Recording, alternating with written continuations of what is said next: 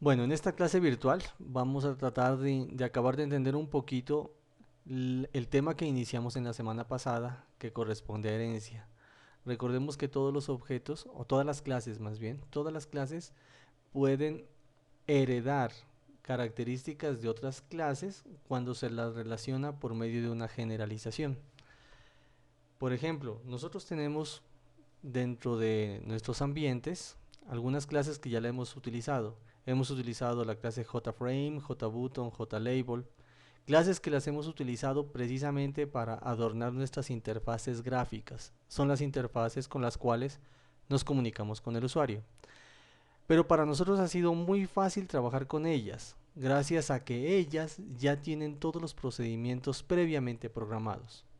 Ahora, esas clases no son las únicas que actúan para poder ejecutarse como nosotros las vemos. Es así como estas clases pertenecen a una jerarquía de clases, como la que acabamos de ver aquí.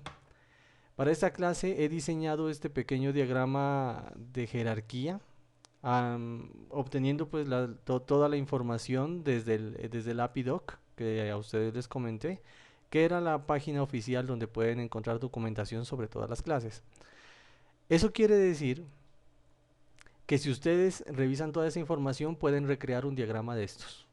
Ok, en este diagrama, ¿cuál es mi interés? Mi interés es mostrarles a ustedes que todas estas clases de alguna forma están relacionadas y siempre la relación es por herencia. Por ejemplo, en el caso de JFrame, que nosotros la utilizamos para visualizar una ventana que muestra la información a un usuario, hereda de otra clase llamada frame que la utilizamos al inicio del semestre y esta a su vez hereda de la clase window. Esto quiere decir también que estas clases adquieren la posibilidad de poderse visualizar dentro de un escritorio de un computador y con una barra de título, una X para poderse cerrar. ¿Eso de dónde lo adquieren? De la clase window. Asimismo, estas otras clases, JButton, JLabel, JTextField, JScrollBar y todas las demás que hemos usado, heredan de alguna forma de la clase JComponent. Al heredar las características de JComponent, las habilitamos automáticamente para que puedan ser parte de una ventana. Es decir, todos aquellos objetos visuales que quieran ser empotrados dentro de una ventana, dentro de un frame, tienen que de alguna forma heredar de JComponent. Porque JComponent es el que les da a todas las clases esas características. Ahora, ya vimos que por un lado tenemos estas clases que heredan de JComponent, por otro lado JFrame que hereda de ventana. Sin embargo, todas ellas, todas estas clases que acabamos de ver, heredan de container. Quiere decir que todas ellas son contenedores. Recordemos que la herencia nosotros podemos reemplazarla gramaticalmente por la palabra es. Entonces, todas ellas son containers y eso quiere decir que todas ellas pueden contener a otros elementos dentro de ellas. Entonces, containers va a heredar a todas las demás clases esa posibilidad. Asimismo, ellas heredan de una clase muy importante que es la clase sobre la cual nos vamos a enfocar el siguiente taller y es la clase component. Esta clase component les permite a todas sus subclases, a todas estas subclases que se encuentran acá, les permiten poderse dibujar. Es decir, todas estas, los botones, las etiquetas, los textos se pueden dibujar gracias a esta clase component. ¿Y cómo lo hacen? Dentro de la clase component, por supuesto, aparte de todos los atributos y métodos que tiene, hay dos que me interesan resaltar. Uno es el paint, que es un método que sirve para implementar todas las instrucciones gráficas. En el método paint es donde nosotros vamos a escribir todas las líneas, circunferencias, rectángulos, colores, fondos, textos que me van a generar la apariencia de mis objetos. El método paint es un método que va a ser sobrecargado por todos los objetos que quieren ser visualizados. Es decir, JButton va a tener sobrecargado este método paint. Label, JLabel también, JTextField, todos ellos. Pero si nos damos cuenta, este paint requiere como parámetro un objeto de tipo graphics. Ese objeto de tipo graphics nosotros no lo podemos crear. ¿Por qué? Porque ese depende de la plataforma. Si estamos en un entorno Linux o estamos en un entorno Windows o en un Android o en diferentes sistemas operativos, este objeto gráfico va a cambiar. Y entonces, ¿cómo hacemos nosotros para ejecutar el Paint si no podemos enviarle un objeto gráfico? Entonces, para eso vamos a utilizar el otro método. El otro método es el repaint. Este método repaint es un método que ya está programado, no hay que sobrecargarlo, solo hay que utilizarlo, el cual cuando nosotros lo invoquemos, él automáticamente llama al método paint, pero previamente él es el que crea el objeto gráfico dependiendo de la plataforma.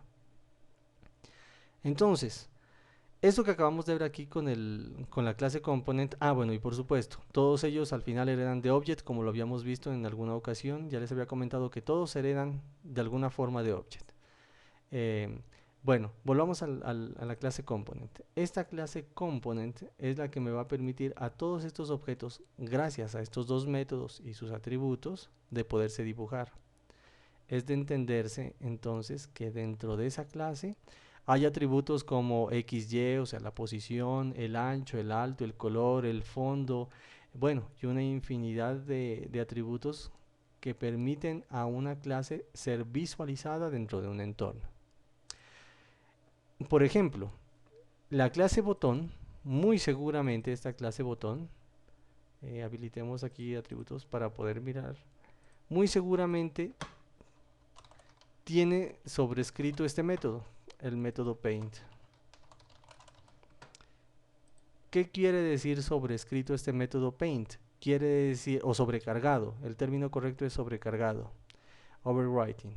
Si este método está sobrecargado aquí en la clase button, quiere decir que cuando se mande a ejecutar el paint, ya no se va a ejecutar el paint de acá arriba de la clase component, sino el paint de la clase button. Y dentro de este paint de la clase button, muy seguramente el botón hará las rayitas grises del contorno, el fondo gris, el texto negro o tal como se quiera ver el botón, está dibujado dentro de este método. Lo pertinente lo harán las demás clases, el JTextField, el JScrollBar. JScrollBar hará lo mismo. También JScrollBar también tendrá sobrescrito muy seguramente dentro de sus operaciones. Aquí rápidamente esquematicémoslo. También tendrá escrito este método paint que le permite al JScrollBar dibujarse de una forma muy particular. Recordemos que el scrollbar tiene una barra gris en el fondo, tiene dos botones a los lados con flechitas, un botón en medio que sirve para deslizarse. ¿Dónde está dibujado eso? En este método paint. Conclusión, este método paint, que es heredado de la clase component, les permite a todas estas subclases poderse dibujar. Bueno, basados en este ambiente, en esta jerarquía de clases, nosotros vamos a realizar un ejercicio, un taller, donde lo que vamos a querer hacer nosotros es crear uno de estos nuevos elementos. Es decir, si yo no tengo un control que me sirva para dialogar con mi usuario final, yo lo puedo crear. Y para que ese control pueda ser ubicado dentro de una ventana, tiene que heredar de JComponent. Eso es lo que vamos a ver en los siguientes videos.